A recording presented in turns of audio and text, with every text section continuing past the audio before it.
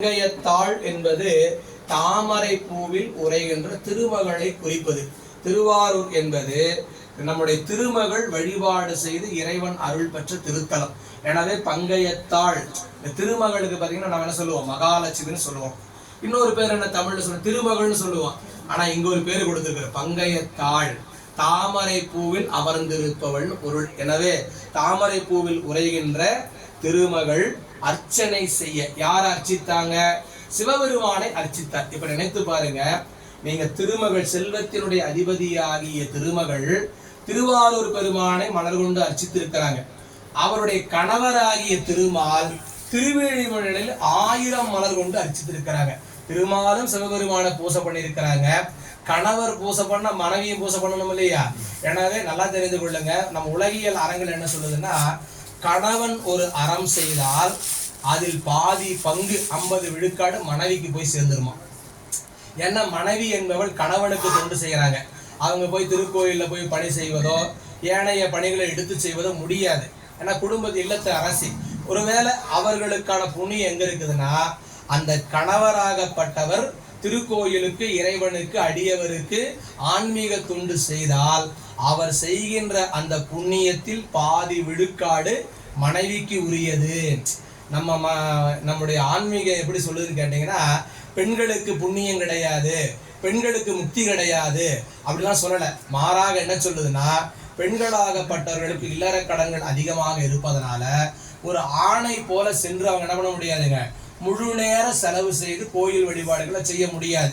இப்ப அவங்களுக்கு அந்த வழிபாடு இல்லாம போச்சுன்னா அவங்களுக்கு எப்படி புண்ணியம் கிடைக்கும், அவங்க எப்படி பக்குவம் ஆவாங்க, அவங்க எப்படி முக்திக்கு போவாங்க அப்படின்னு ஒரு கேள்வி இடுமானால், நம்முடைய சமய நெறி சொல்லுவது, ஒரு ஆண் உலகியலில் அறங்களையும் சமுதாய தொண்டுகளையும் இறை தொண்டுகளையும் செய்கிறான் என்று சொன்னால் அந்த ஆணுக்கு பின்னால் அவள் மனைவி துணையாக இருக்கிறாள்.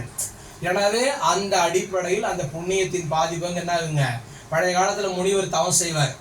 அந்த முனி பத்தினின்னு சொல்லுவாங்க பாருங்க, அம்மை. அவங்க என்ன பண்ணுவாங்கன்னா, கணவருக்கான பூசை பணிவிடைகள் முழுக்க அவங்க தான் செய்வாங்க. தண்ணீர் கொண்டு வந்து வைக்கிறது, மலர் பறிச்சு வைக்கிறது, விளக்கு ஏற்றுவது, அமுது படைப்பது, பூசைக்கு தேவையான அந்த உபகரணங்களை கொண்டு வந்து செலுத்துவது, பூசைக்கு இடையூறு வருமானால் யாராவது ஒருத்தர் பார்க்க வர்றாங்க, சுவாமிகிட்ட ஆசீர்வாதம் வாங்க வரணும், கொஞ்ச நேரம் பொறுங்க, அவர் பூசையில் இருக்கிறாரு இல்லைன்னு வச்சுக்கோங்க, என்ன பண்ணுவாருங்களா, நேராக சாமியார்கிட்ட போய் நின்றுவார். நின்றுட்டு, ஐயா, அவர் கண்ணை மூடி உட்காந்து இருப்பார், சிவனை தியானிச்சுக்கிட்டு, ஐயா எனக்கு குழந்தை பாரம் கிடைக்குமா கிடைக்காதான் பாரு, எனக்கு வேலை கிடைக்குமா கிடைக்காதான்னா சிவபெருமான் நினைச்சிருக்கிறது அந்த நினைப்பு தடப்பட்டு போயிடும். அப்படி இல்லாம தடுத்து நிறுத்துவது, அந்த பூசை முற்று பெற்றதுக்கு பிறகு அந்த பூசைக்கான இதெல்லாம் மறுபடியும் ஒடுக்கி பிறகு அவருடைய திருவடியில விழுந்து திருநீர் வாங்கிக்கிறாங்க பாருங்க. எனவே அந்த புண்ணியத்தின் பாதி அவங்களுக்கு போயிடுது, இயல்பாகவே போயிடுதுன்னு வச்சுக்கங்களேன். எப்படி ஒரு குடும்பத்துல அப்பா சம்பாதித்த சொத்து மகனுக்கு போகுதோ, கணவருடைய அந்த உரிமை பொருட்கள் மனைவிக்கு போகுதோ, அதுபோல புண்ணியத்திலும் பங்கு உண்டு. அதனால நம்ம செல்லியம் ஒன்றும் கவலைப்பட வேண்டியதில்லை, தாராளமா மகிழ்ச்சியா இருந்துக்கலாம். ஏன், அவர் செய்யற புண்ணியங்கள்ல பாதி அவங்களுக்கு வந்துருச்சு, எனவே சரிவாதி இல்லையா, அதனால சாமி உங்களுக்கு கொடுத்துறாரு, ஒன்னும் கவலைப்பட வேண்டியதில்லை. எனவே பங்கயத்தாள் திருமாலும் வழிபாடு செய்திருக்கிறார், திருமகளும் வழிபாடு செய்திருக்கிறார். இந்த ரெண்டையும் நீங்க பார்க்கணும். அப்படி பார்க்கும் பொழுது காட்டுற அர்ச்சனை செய்ய அருள் புரிந்த அண்ணல். அவ்வாறு திருமகள் வழிபாடு செய்த பொழுது திருமகளுக்கு அந்த செல்வம் நிலைவருவதற்காக இறைவன் அருள் புரிந்த திருத்தலம் திருவாரூர் என்பது. எனவே அருள் புரிந்த அண்ணலை இதுவரைக்கும் பெருமானுடைய பெருமையை சொன்னார்.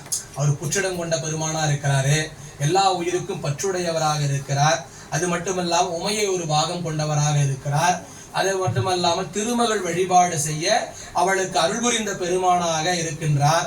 அப்படிப்பட்ட பெருமானை சுந்தரர் என்ன பண்றாரு, அந்த தேவாசிரிய காவணம் வணங்கி இறைவன் இருக்கின்ற அந்த திருக்கோயில் வாயில் புகுகின்ற பொழுது மண்மிசை விழுந்து இறைஞ்சினார்.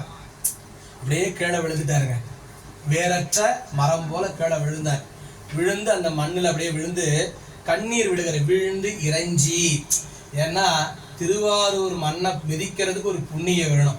மிதிச்சாச்சு, அந்த தேவாசிரிய காவணத்தில் இருக்கிற அடியார்களை வணங்குவதற்கு ஒரு புண்ணியம் வேணும், வணங்கியாச்சு. அப்புறம் புற்றிடம் கொண்ட பெருமானுடைய கோவிலுக்குள்ள புகுவதற்கு ஒரு புண்ணியம் வேணும், புகுகின்ற அந்த தருணமும் வந்துருச்சு. எனவே அந்த மண்ணில் விழுந்து இறைஞ்சினார். நீங்க திருக்கோயிலுக்குள்ள போகும்பொழுது ஒரு நிமிடம் அந்த கோபுரத்திற்கு